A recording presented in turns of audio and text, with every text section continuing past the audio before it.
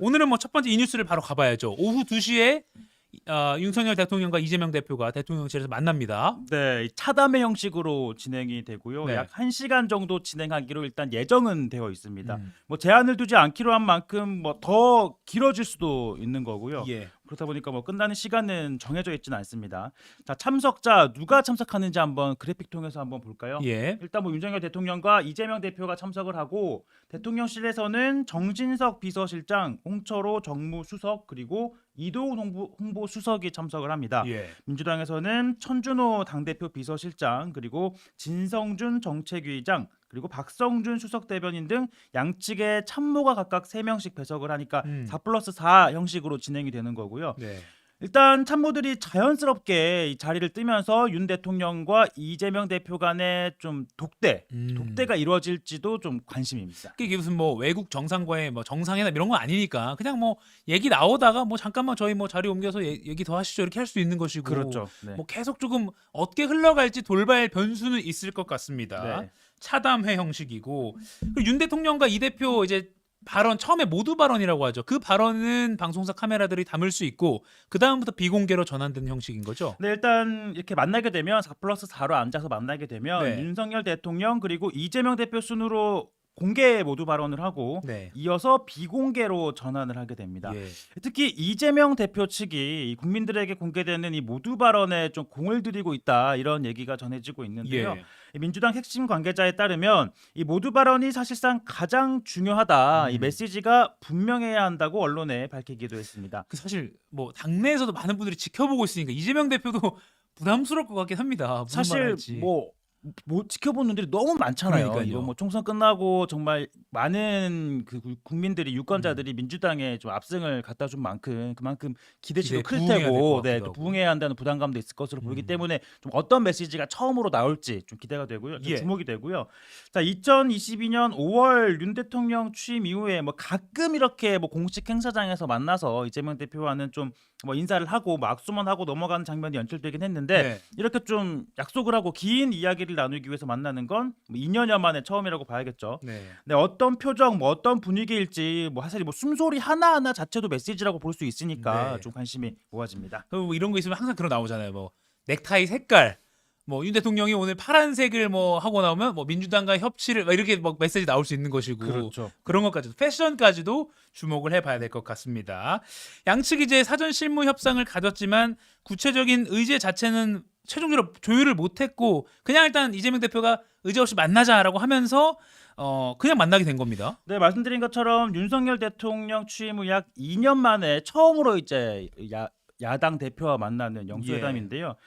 그 첫 만남은 어떻다고 하죠? 또 아이돌 노래가 있죠. 네. 처음 만남은 너무 네. 어려워라고 하죠. 네. 그야말로 좀 처음 만나는 게 2년이나 걸릴 만큼 좀 어렵사리 성사된 만남인데 네. 이게 왜 어렵냐? 계획대로 되는 게 없어서라고 하죠. 사실 이게 예. 이번 이 회담이 진행되는 상황만 봐도 양측이 뭐 3번이나 만나서 이 실무회담을 가졌지만 이 계획대로 좀 안 됐잖아요. 의제를 조율하는 데도 실패를 하고 결국 입장 차이를 좁히지 못하고 이재명 대표가 그럼 뭐 조율 없이 일단 만나고 보자. 자, 입장을 전했고 대통령실도 그래 그럼 이제 수용하면서 성사가 된 거죠. 네. 아까 그 노래가 그 요새 유행하는 아이돌 투어스. 네. 투어츠 맞죠? 투어스, 예, 이 맞습니다. 노래가 이 영수회담에서 되게 적확하게 들어맞는 노래가 됐습니다. 네.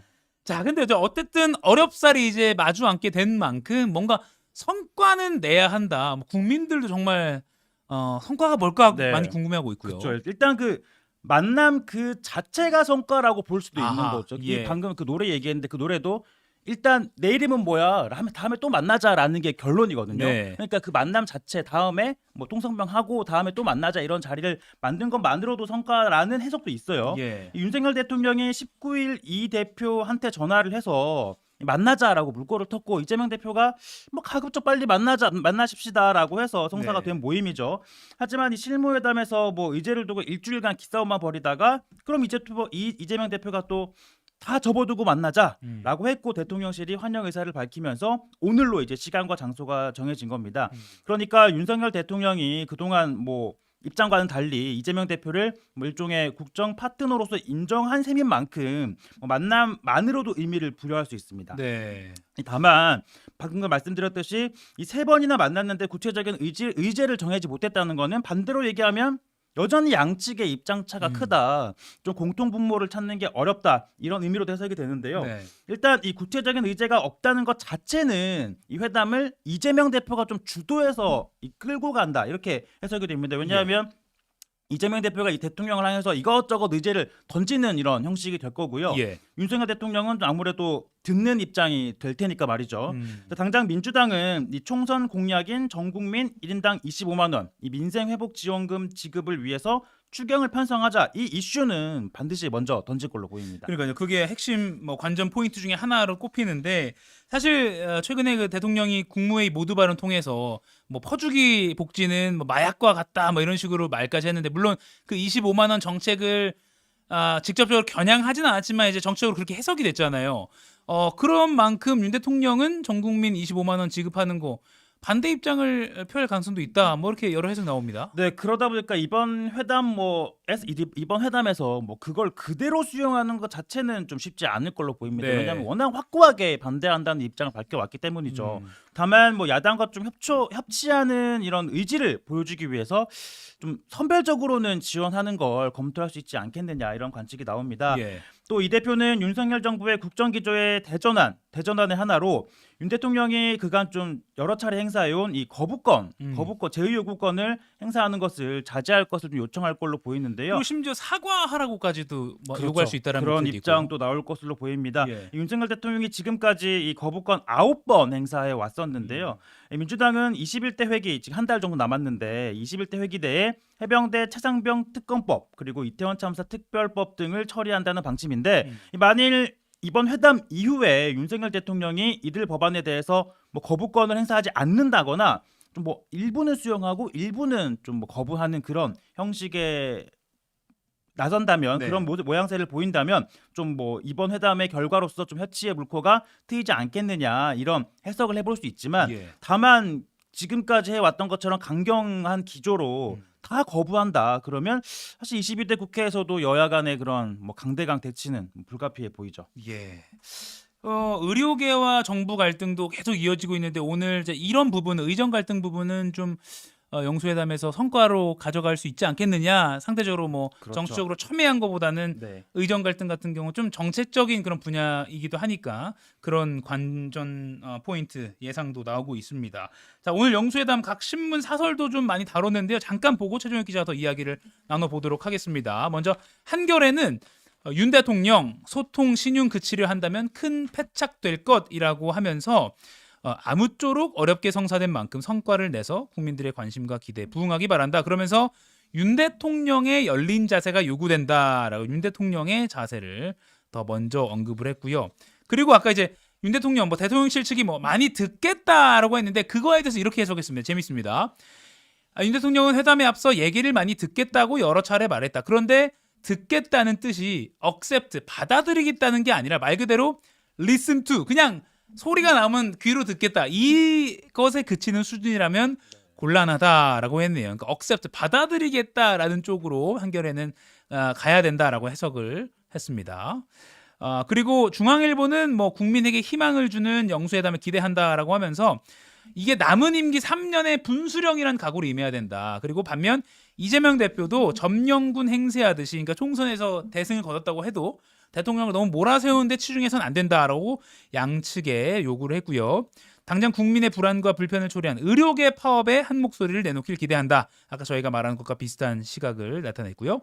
또 무엇보다 영수회담 정례화에 합의하길 바란다라고 했습니다. 그러니까 오늘 뭐 다른 정책적인 뭐 특검법 관련한 뭐 등등의 세부적인 어떤 합의가 없더라도 그냥 다음에 뭐 매달 뭐 이런 식으로 정례화에만 합의하더라도 이번 영수회담은 성과가 있다라고 중앙일보 보고 있고요. 조선일보도 비슷합니다. 제목부터 이렇게 달았습니다. 윤 이 첫 회동 정례화만 합의해도 성과라고 하면서 이렇게 좀 편을 좀 든 것도 있어요. 지금까지 윤 대통령이 이 대표와의 만남에 적극적이지 않았던 것은 이해되는 측면이 있다. 그러니까 검찰총장 출신이니까 이재명 대표가 아무튼 지금 재판을 받고 있는 피고인 신분이다 보니까 저거는 그동안 윤석열 대통령의 논리긴 했죠. 맞습니다. 재판을 받고 있는 피고인 신분이기 때문에 어떻게 대통령이 만났느냐. 맞아요. 뭐 이런 주장이긴 했죠. 그것에 대해 이해되는 측면이 있다라고 문장을 굳이 이렇게 써놓은 게 눈에 띄어서 한번 가지고 와 봤습니다. 정례화가 중요할 것 같아요. 그러니까 한번 이렇게 만나고 그냥 그치는 것보다 앞으로 계속적으로 3년 동안 사실 이제 여소야대 국면에서 뭐 협치 또는 뭐 어쨌든 정책적인 협력을 이끌어내기 위해서라도 만나서 양해를 구하는 게 뭐 당연히 필요하지 않겠습니까? 사실 뭐 윤석열 대통령이 유일하게 그 음. 임기 내내 여소야대 국면에서 이제 국정을 운영해야 하는 유일한 대통령이긴 하거든요. 예. 사실 지난 2년 동안도 마찬가지로 이제 21대 국회에서 야대 형국인 상황에서 이제 국정 운영을 해 왔었고 네. 또 앞으로 22대 국회가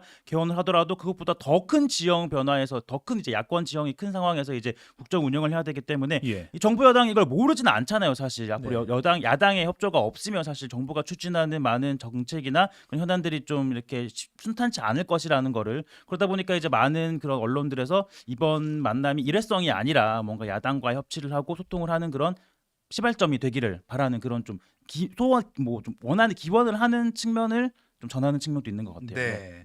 정례화 결론이 나올지 이것도 관전 포인트로 여러분 오늘 오후에 뉴스도 지켜보시면 되겠습니다.